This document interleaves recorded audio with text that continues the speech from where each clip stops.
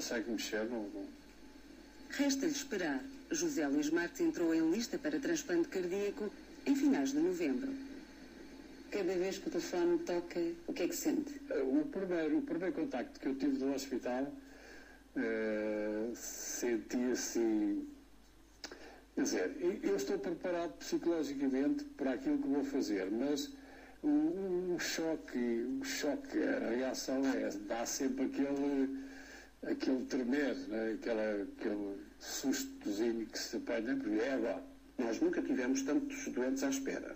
E até na transplantação era uma daquelas áreas em que valeria a pena ter muitos doentes à espera, porque se vier um órgão, nós tivermos uma dúzia de doentes à espera, podemos selecionar melhor o recipiente apropriado para aquele órgão. Portanto, nós não podemos pôr no coração de um dador de 50 quilos num receptor de 80 quilos ou 85 quilos. É a primeira coisa. Em segundo lugar, tem que ter o mesmo grupo sanguíneo, A ou B ou 0 ou AB. Critérios para uma compatibilidade quase perfeita. Fatores que se conjugaram para oferecer a José um coração novo em janeiro, 2 meses depois de ter entrado no programa de transplante dos hospitais da Universidade de Coimbra. Desde que começámos há 5 anos, nós temos feito sempre mais de metade dos transplantes, praticamente até 2/3 dos transplantes feitos a nível do país. Muito à conta da eficácia do Gabinete de Colheita da Região Centro, um dos 5 que no país detectam e distribuem os órgãos disponíveis pelos diferentes hospitais. Foi traumático, não foi? Foi aquela. Acidente de trabalho.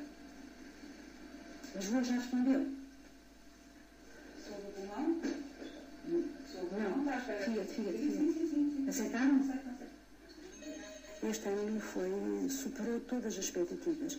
Nós tivemos este ano 94 dadores, comparativamente ao anterior que foi 58, houve um crescimento de 62%. A funcionar nos hospitais da Universidade de Coimbra, o gabinete herda do ZUC grande parte dos dadores que deixaram de ser maioritariamente vítimas de acidentes, de viação ou de trabalho e passaram a ser doentes de foro médico. São dadores normalmente de lesões vasculares cerebrais, rupturas de aneurisma, esse tipo de dadores. Dadores que são cuidados e mantidos como qualquer outro paciente grave. Apesar de estarmos a trabalhar sobre um cadáver, portanto, depois do diagnóstico de morte cerebral, temos que manter a funcionar bem o coração, o pulmão, o rim e todos os tecidos. Por via de regra, é muito mais difícil de manter um dador do que tratar um doente. No limite das vossas capacidades, se vocês tiverem que ter alguém a dar entrada, portanto, uma pessoa gravemente doente ou muito gravemente doente, e tiverem o último lugar, digamos assim, dos cuidados intensivos ocupado por um dador, o que é que se espelha aqui? Segue-se a rotina normal, como se esse dador fosse um doente igual aos outros, apesar de ser cadáver. E também não se vai apressar o diagnóstico nem tirá-lo de cá, porque repara uma coisa, desde o momento em que se faz o diagnóstico de morte cerebral, à altura em que se faz a colheita, o período é muito curto. Um período curto, mas exigente e com resultados compensadores. Afinal, se de cada dador se puderem retirar vários órgãos, uma só morte poderá oferecer à sociedade 30 anos de vida adicionais.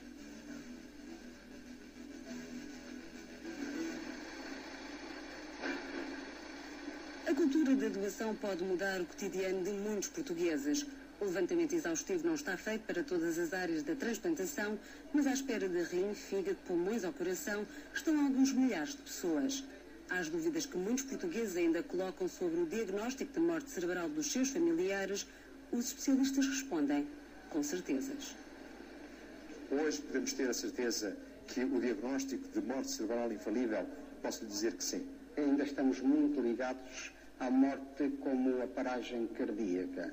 E, portanto, hoje em dia existem técnicas, existem aparelhos que permitem manter os tecidos com sangue em circulação e, portanto, viáveis, mas existe uma morte efetiva.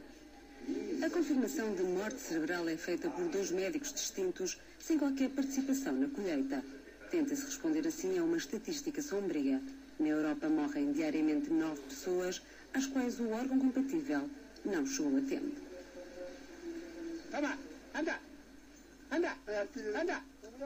Anda! Há 5 anos, José Pina beneficiou da generosidade anónima de alguém. Vive na Guarda, mas foi seguido no Centro Cardiotoráxico de Coimbra. O novo coração marcou-lhe um outro ritmo, mesmo que com mazelas. A primeira operação não deu resultado. Agora é esta. Vamos lá ver, já vai fazer 5 anos. E como é que se sente do seu coração? A sua máquina está a funcionar bem ou não? Isso não tem problema nenhum. Isso digo. Pode meter na televisão que eu não tenho problemas. Tenho problemas, outros problemas que me criou. À força dessa medicação, 1, 2, 3, 4, 5, 6... Imunossupressores, antibióticos, antivíricos, medicamentos para combater a rejeição e preservar o órgão que se recebeu. Um bem sempre escasso. Nossas listas de esperas são sempre muitíssimo superiores à capacidade de colheita de órgãos e ao número de órgãos disponíveis. Os órgãos são um bem escasso, que deve ser bem utilizado e que nunca vão conseguir suplementar todas as pessoas, todos os doentes que estão em lista de espera. Nos últimos 2 anos, a doação de órgãos aumentou. Os dados mais recentes disponíveis são de 2007. Portugal encontrava-se então em 4º lugar na Europa e em 5º no mundo. A Lei Nacional de Doação Presumida contribui para estes números que contrariam a tendência europeia. O facto de nós termos uma lei muito boa, uma das leis mais evoluídas do mundo, permitir-nos-ia, com certeza, ultrapassar os números já bons, mas que poderiam ser ainda muito melhores. E é um dos casos em que poderíamos ultrapassar a Espanha, que é o líder mundial de transplantação de órgãos. De acordo com a legislação, todos somos ou poderemos ser potenciais dadores. Desde que não estejamos inscritos no Renda, o registro de quem não quer doar os seus órgãos, tecidos ou células após a morte. Cerca de 35 mil portugueses estão inscritos nesta base de dados. Antes de se avançar com qualquer colheita, há que verificar se a pessoa que morreu está ou não registada. O passo seguinte é avaliar que pedidos urgentes chegaram. Um doente que esteja em lista de espera, que se agrave muito a sua situação, são feitos pedidos urgentes e estes doentes passam para a frente dos outros, e quando estamos a falar de alguns órgãos como insubstituíveis, como seja o coração e o fígado, são doentes que ou têm um órgão ou morrem. Numa colheita de órgãos é prioritário mantê-los irrigados para que resistam em boas condições ao tempo em que estarão fora de um corpo humano. Para ajudar na conservação, são perfundidos por uma solução aquosa. Cada um destes sacos custa 80 €. Numa colheita multiórgão podem chegar a gastar-se mais de 10. Esta noite, o fígado é o primeiro órgão vital a ser retirado. Segue para o Porto, onde já o espera o receptor compatível.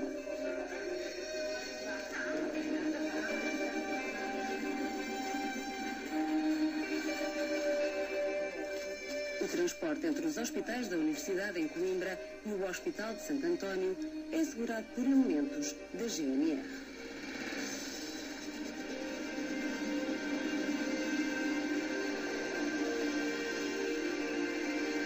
Lá dentro a colheita continua. Os pulmões também poderiam ter sido aproveitados, mas no Hospital de Santa Marta, entre as 11 pessoas que esperam por um transplante, nenhuma se revelou compatível. Estamos todos na expectativa quando é que surge um pulmão e isso deixa-nos assim às vezes até com um travo amargo na boca. Fátima não tinha nem o peso nem o grupo sanguíneo adequados. Eu preciso principalmente engordar, preciso ter um peso adequado para conseguir suportar o transplante e tanto durante a cirurgia como depois. E neste momento ainda não o tenho, mas estou a recuperar um bocadinho. Nesta fase preparatória, para além da alimentação, também a atividade física é fundamental. Fátima enfrenta diariamente os seus maiores receios para beneficiar da fisioterapia. Eu, quando estou fora de casa, eu evito pensar que estou sem oxigênio e que sinto falta de ar. Posso já estar a sentir. Mas logo que chego a casa, eu estico no sofá e digo: mãe, eu preciso de oxigênio, já não consigo. Primeiro dá-me muita falta de ar. Depois